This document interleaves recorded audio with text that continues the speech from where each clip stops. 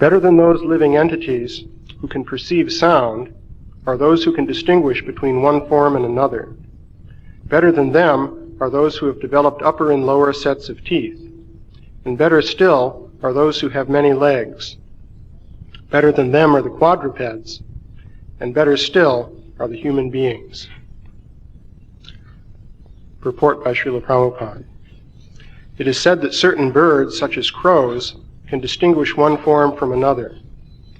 Living entities that have many legs, like the wasp, are better than plants and grasses, which have no legs. Four-legged animals are better than many-legged living entities, and better than the animals is the human being who has only 2 legs. So,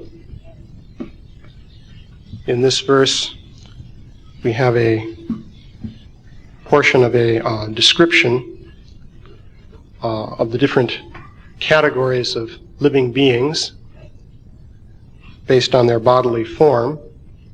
So this, in one sense, could be said to form a part of the subject of biology. The Bhagavatam is basically placing human beings in the context of Krishna's creation as a whole, so that people will know where they stand and how the different features of the creation fit together.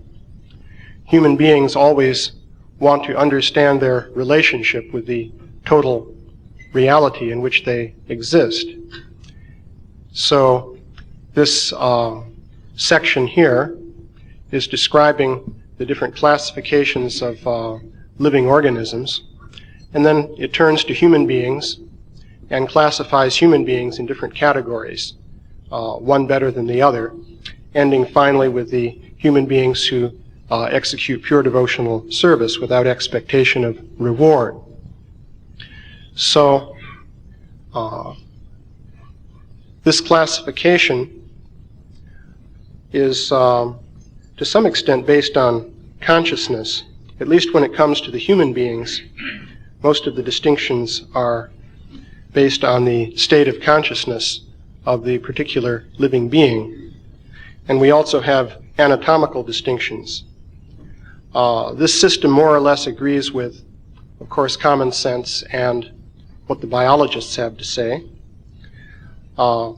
It implies that there's a systematic design behind living organisms. And I might make a couple remarks about that in connection with science education, because in the context of the debate in biology over the origin of species and the basic subject of evolution, what you tend to see contrasted is, on the one hand, the theory of special creation, and on the other hand, the idea that living beings have gradually evolved one from another through a series of anatomical changes.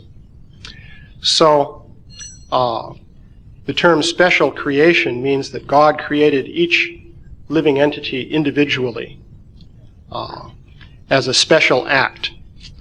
So this would tend to imply that there will be no particular relationships between different types of living beings, because each one was a special creation with its own unique features. Of course, this doesn't necessarily follow logically, but that's the way people tend to interpret this idea of special creation.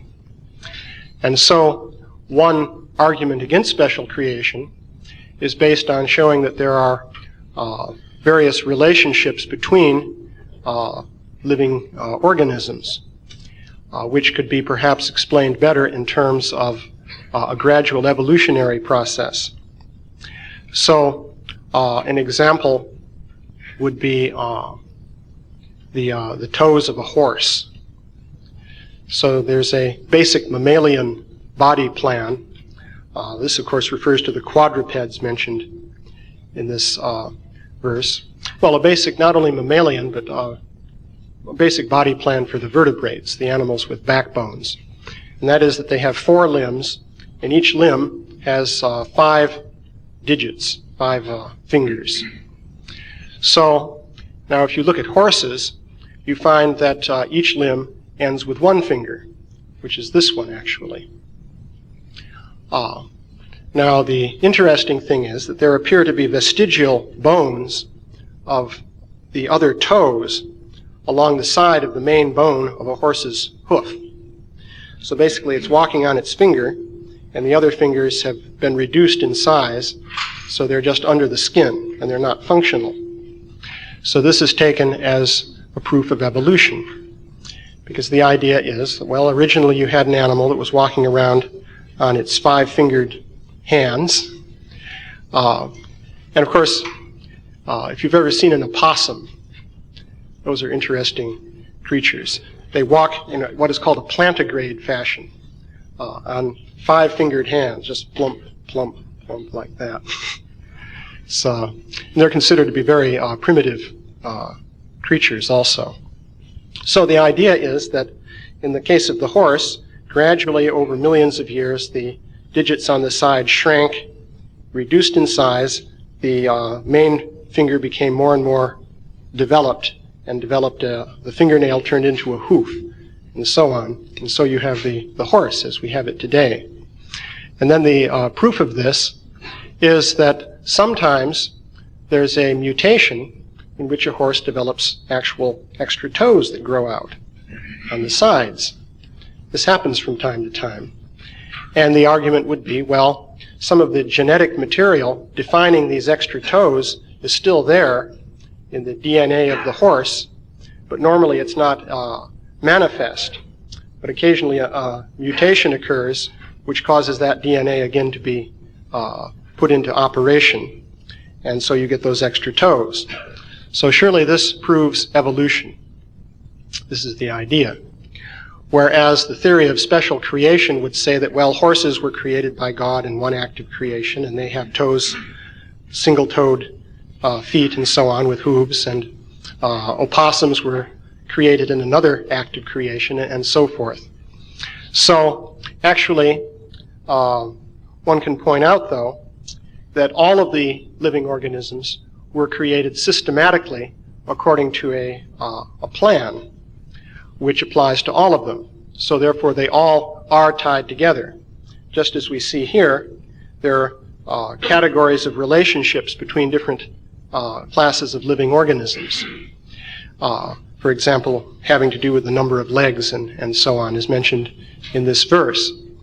So one can also argue that there's a basic vertebrate body plan, which was created by design, and then by throwing genetic switches and modifying different parts of the plan, you can create different modified forms of living beings.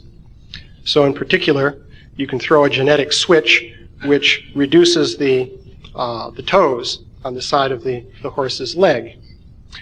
So that's one aspect. Of course, there has to be some degree of special attention to each organism. So for example, if you look at the hoof of a horse, it's an extremely remarkable structure, because it's actually a lot more than just an enlarged fingernail. You can imagine trying to run on your fingernails. They would quickly disintegrate. Well, the horse's hoof has a very remarkable container of fluid which serves as a pad to absorb the shocks. This is situated between the bones of the horse's leg and the hoof. It's a very remarkable design. So you can ask, well, then where did the design come from? The evolutionist can only say, well, it came about because of random mutations. The DNA was just zapped at random, and the result was a very nice container of fluid properly situated to cushion the shocks. Of course, you can see that's a real engineering challenge to design something like that. Because if you don't do it right, then of course the container of fluid will burst under the stress, and then the horse will become crippled, and so on. So one can argue that what you really have in the array of species that you see in the biological world is a set of systematic relationships based on an original basic body plan. And these are modified in specific ways, and then specific additional features are added by complex design. Another example would be the the baleen whales. There are two kinds of whales. One type has teeth, and the other type does not have teeth. Instead of teeth, they have a sieve in their mouths, consisting of many little plates and fibers that have holes through them. So what the whale does is it opens its mouth and swallows a huge mass of water in which little shrimp and krill and so forth are swimming. And then it squirts the water out through all the holes in this sieve, and it's left with the shrimp and so on, which it then swallows. So it turns out that sometimes in the, I think in the embryo of the whale, you'll see teeth beginning to form, and then they stop forming, and this sieve arrangement grows in their place. And the argument, of course, is made that, well, these vestigial teeth are remnants of the past history of the organism in the course of evolution. It used to be an animal that had teeth, then gradually it lost the teeth, but still it has some genes that can partially manifest teeth from time to time. So the argument then is that, well, this is proof of evolution. But it's also possible that you could, through design, say, okay, we'll throw some genetic switches that shut down the production of teeth, even though the basic rules for tooth production are still there. And then we have to introduce a whole new program of genes to create this sieve, which is something you don't find in animals in general. And that would be a special creation just for the sake of the whale in its unique method of feeding. So there are a lot of examples like this in biology. An interesting thing, by the way, is that the human body is very close to the primitive vertebrate body plan. Because for one thing, we have 5 fingers, and we still have 5 toes. And in all respects, the human body is actually remarkably primitive in form. But another way of looking at it is to say that the human form is closer to the original plan, and various animal forms have been produced by modifying the human form. In fact, that can be argued quite systematically. So, those are a few observations concerning biology. There are a number of different categories of scientific study in which the empirical evidence is very much in line with the conclusions of the philosophy of Krishna consciousness. One area would be this whole question of evolution, because the theory of evolution is beset with all kinds of difficulties. Basically, the theory of evolution has to explain the origin of species by random events, by an accumulation of accidents which then produce something that survives better. Of course, the struggle for existence is something that certainly is real, and organisms that are better equipped in the struggle for existence will survive, in preference to those who are not so well equipped. But the question is, where does the equipment come from? And here you run into all kinds of problems. So there are remarkably developed structures, such as the horse's hoof and so on, or the human eye, for example. What to speak of the brain? If you consider the very fact that you can speak, which no other organism can do, it will be said that this is due to neural circuitry in the brain. But just try to design neural circuitry that will produce speech. With all the effort that's been made in building computers, no one has yet built a computer that can talk. It would be very nice, instead of having to click a mouse on everything, if you could just say to the computer, please do this for me. Then the computer would comply, having understood what you said. But nobody can build a computer like that. But supposedly the brain can do it, and the brain acquired that capacity just by accumulation of accidents. So this is a problematic theory. So this is an area where much can be said. Another scientific category where there's a lot of evidence that basically supports the Krishna conscious position would be the broad area dealing with consciousness. There are quite a number of different important lines of evidence. For example, there is empiric evidence suggesting the reality of reincarnation, which is quite a remarkable thing. One of the soundest studies in this area would be the work of Ian Stevenson, who's a psychiatrist at University of Virginia, who has studied memories of past lives in children. And at this point, he's accumulated thousands of cases in which a child, usually upon learning to speak, will talk about experiences in a previous life, even naming people, relatives, describing where he lived, what his occupation was, and so on and so forth. And in many cases, these accounts can be verified. There are, in a minority of cases, situations in which the investigators found out about the child who was reporting a previous life before anybody had any idea about the existence of the previous family in which that person had existed. And then the investigators went out and were able to track down that family and show that it actually existed, even though the people associated with the child had no connection with that family and no knowledge of its existence. So the question is then, well, how did the child know these things? So there's a lot of evidence there, which has quite a few interesting features. For example, typically children who remember previous lives report that in the previous lives they died violently. The percentage is far above the percentage of violent death in the general population. So this seems to have something to do with the fact that the memory is recalled. So that's another whole area of investigation. Then there's the whole topic of the out-of-body experiences, which can be systematically investigated.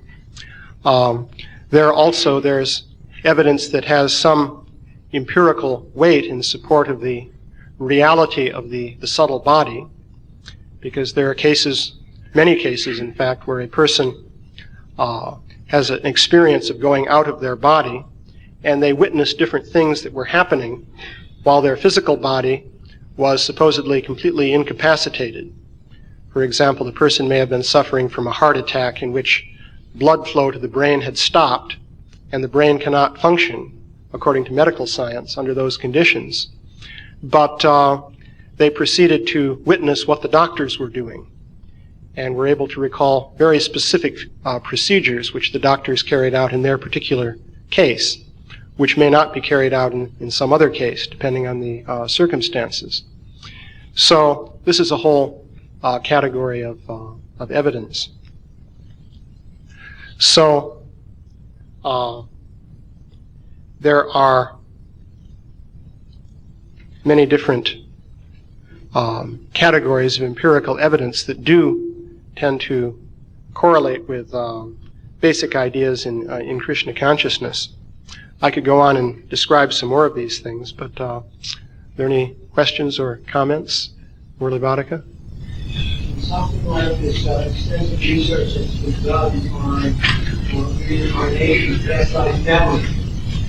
What's the response? Do they even acknowledge the establishment, the knowledge, and they acknowledge what, how do they respond to something like that? Well, on the whole, these studies tend to be ignored within the fields of, let's say, orthodox psychology. They're just too far out, and they go against basic assumptions concerning the nature of the mind. See, another thing that you can do, of course, is bring forward a lot of evidence indicating that the mind is tied to the brain. And the medical profession tends to be very much persuaded by this evidence. So, for example, there are many different forms of injury to the brain which have resulting forms of mental deficiency connected with them. A person may receive a certain injury to the brain and he loses the ability to read, for example, or he loses the ability to speak. Rather unique patterns of loss can take place. For example, there was a man who lost the ability to recognize objects.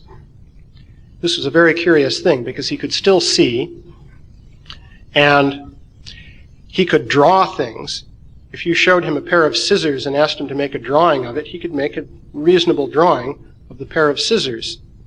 But if you asked him what it was, he had no idea. But if you then asked him, well, do you know what scissors are? Then he could talk about scissors and explain what they are and what they're used for and so forth. But when looking at the pair of scissors, he had no idea what it was. So there are things like that which tend to convince the people in the medical profession that the mind must be simply a function of the brain. Of course, there are alternative explanations. We all have the experience of using computers more and more these days. We're progressing in the direction of becoming cybernetic organisms, cyborgs, part human and part computer. And wait till they perfect the implants that enable you to directly communicate with the computer network. So, anyway, one can observe that if you become dependent on using a computer and something goes wrong with your hard disk, suddenly you're in a very bad situation. You lose the ability to do certain things. And this would never have come up if you never used computers in the first place. But if you do use them, you become dependent on them. So likewise, it can be argued that the soul and the subtle mind, intelligence, and false ego become dependent on the apparatus of the physical brain.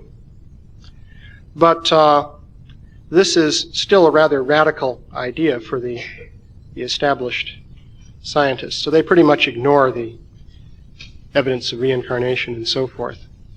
Yeah? When you refer to this neurotechnology, so to speak, and giving the example of computers, how they not affect the computer, you can say, open such and such file, it's complicit, they can do that. But they do have phone systems, for instance, where you can say dial, pick a voice number, and it automatically dials that. Or when you call, you say telephone, fax, and it refers to whichever one. So how do we explain that in that analysis? Well, the analysis was not meant to deny the possibility of building a computer that can respond to speech. The point was an incredible design effort is required to build that computer. And in contrast to that, you have the theory of evolution, which says that the computer of the human brain, if you can make that analogy, came about by a collection of accidents.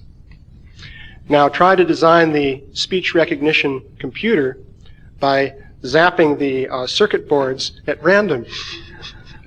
See if that's going to work. It's not a very good method of designing computers, I don't think. Maybe at Intel they should try this method.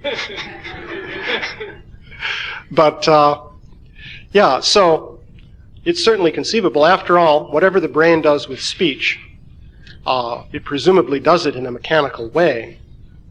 But to design a machine using silicon chips and so forth to duplicate that is no easy task. And of course, it's still at a very rudimentary stage. There's voice recognition and so on. But if you try to explain to a computer what you would like it to do, then you won't find much of a response. The computer can only do certain things that are specifically built into it. So computers are actually more or less on the level of insects, which have very remarkable instincts. For example, a spider can weave a web without even being told how to do it. So computers similarly can do things like that. So we've reached the insect level of technology, you might say. But going up to the human level is a more difficult thing. So there's plenty of room for the idea of design within nature. Yeah? You had pointed out the human body is actually quite primitive. It struck me in the Vedic version of creation, from higher form to lower form. And that's sort of in conflict with what evolutionists say. And I know you've been trying to draw parallels with the scientists who think we were. Yeah. Well, when I said the human body form is more primitive, it is primitive in the sense that the evolutionists use the word, in the sense that it seems closer to the root of the development of the vertebrates and the mammals in particular than some other body form such as that of a tiger or a horse or something like that, which has very specialized developments. For example, the tiger has its claws that can retract and so forth. The human fingernail is more like the primitive condition, and so forth. But then again, from the Vedic point of view, the human form is original. So it is closer to the root, you might say. And different animal forms can be seen as modifications of the human form. So things fit together, actually, fairly nicely there. Yeah? Regarding this Kali Yuga, we understand, of course, there have been many other Kali Yugas in the existence of this earth. And you were talking a little bit about computers and so on. Would we expect to find the same kind of technology in previous Kali Yugas that we're experiencing now or using now?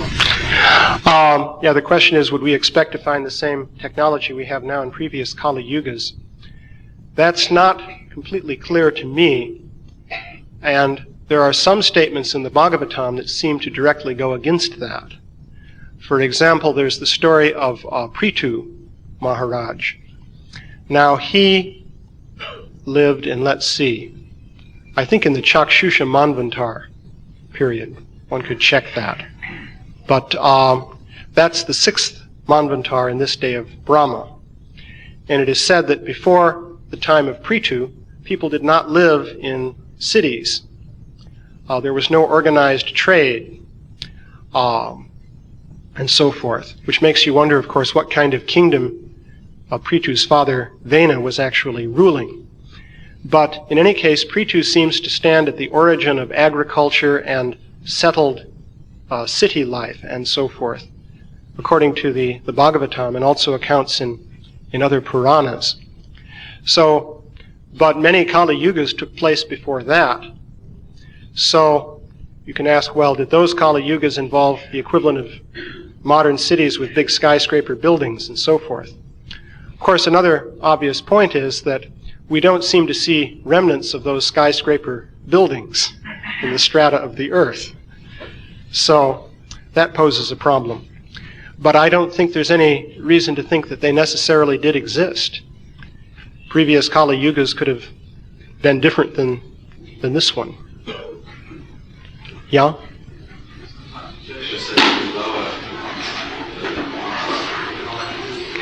Oh, the point that aquatics are lower than plants. Well, that's interesting. Of course, in general, aquatic life is at a rather low level of consciousness. Of course, there are plants that live in the water also. That point can be made. And then again, there are some creatures that live in the water, such as dolphins, that exhibit a great deal of intelligence, at least as much as that of chimpanzees and so forth, on the land. So, I don't know much more about that, except that, as a general rule, you have primitive creatures in the aquatic realm and more advanced creatures on the land. Plants on the land tend to be much more developed than aquatic plants, for example, with trunks and stems and leaves and flowers and so on. Yeah?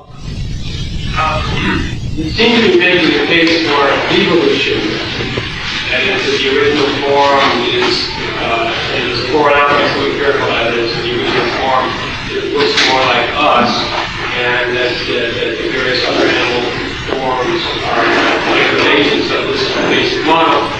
And I think that coincides, when you're talking about speech, My understanding of the Rig Veda is that the primal force is the goddess Vacha, speech, and it's the first creation, the first demigod, or whatever you want to call it. She's a very special kind of entity in the Rig Veda. And I remember reading some empirical evidence on other primates and how the difference between primates who speak, meaning humans, and primates that don't, is that the connection between the nasal passage and the oral passage is slightly higher, and therefore, like for instance, a gorilla can breathe and swallow at the same time, whereas humans can't.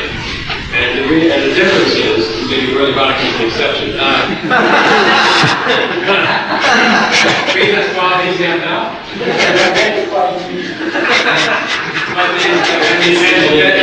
That difference enables the voice box to be in a position such that it can form sounds with the mouth that were, anyway, this was a few years ago when I read this paper, and I'm not a scientist, but I was wondering if there is evidence, well, the question really is that there seems to be Vedic evidence and empirical evidence of evolution, and yet we have no historical way to corroborate that theory, so is there anything you would like to shed on that?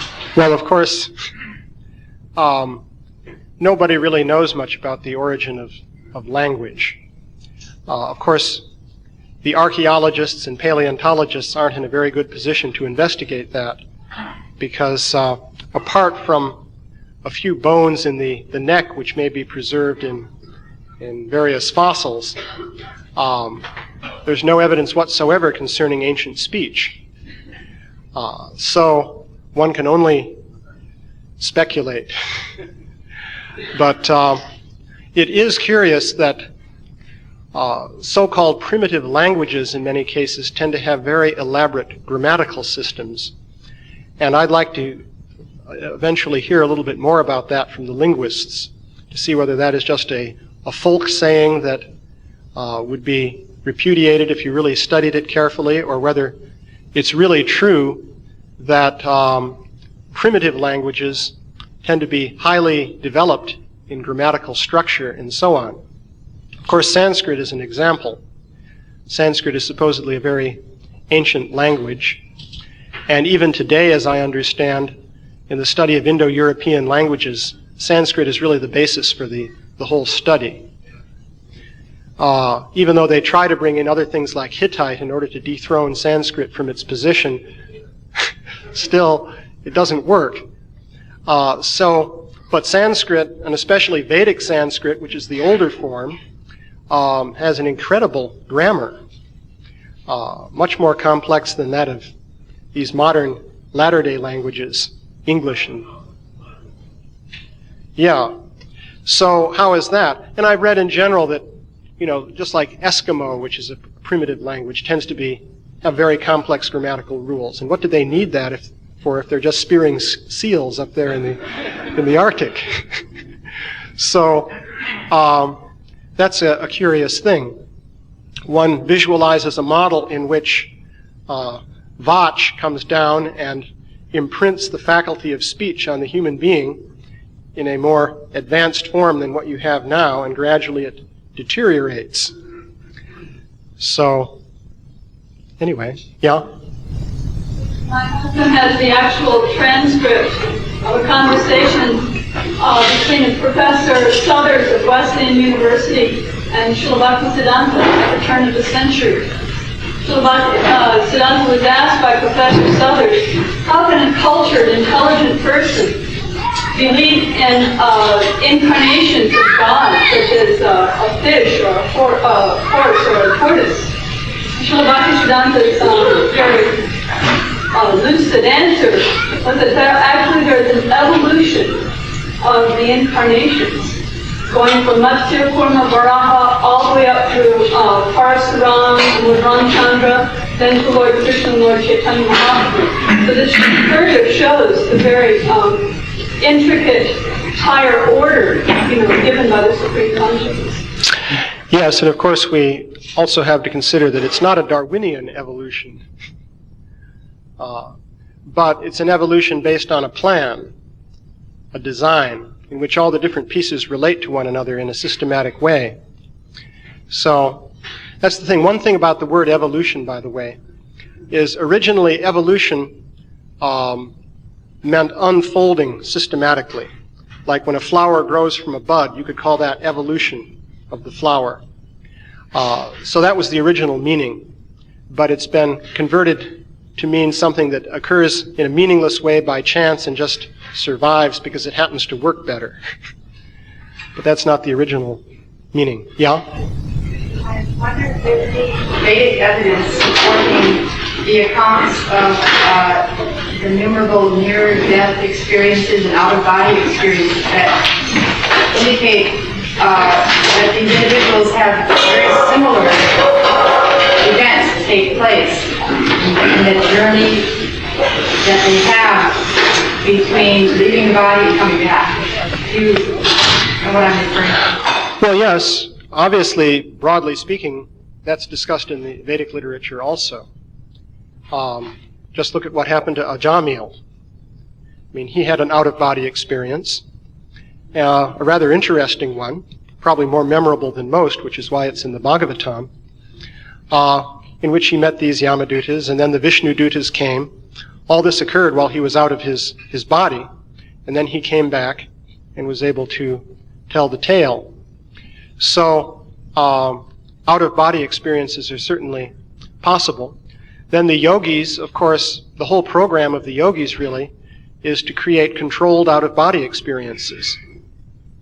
In other words, instead of just letting this happen in an uncontrolled way, when a car hits you or you have a heart attack or something like that, systematically manipulate the life air so you can leave your body and travel where you like and do all kinds of things, and then come back. Or at some point when you've perfected your travel plans, you just leave and you don't come back. But you do it according to your plan, and you don't become a victim of fate and so on.